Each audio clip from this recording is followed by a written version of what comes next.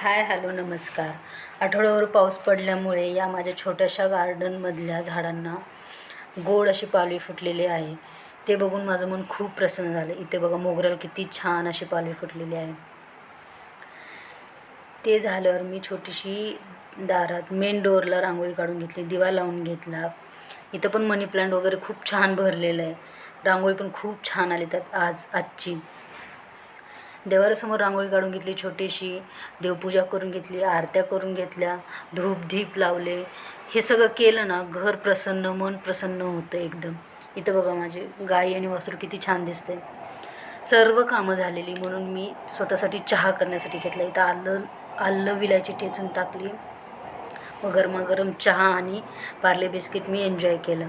तर कसा वाटला माझा व्हिडिओ प्लीज कमेंट करा, लाईक करा, सबस्क्राईब करा. धन्यवाद. थँक्यू.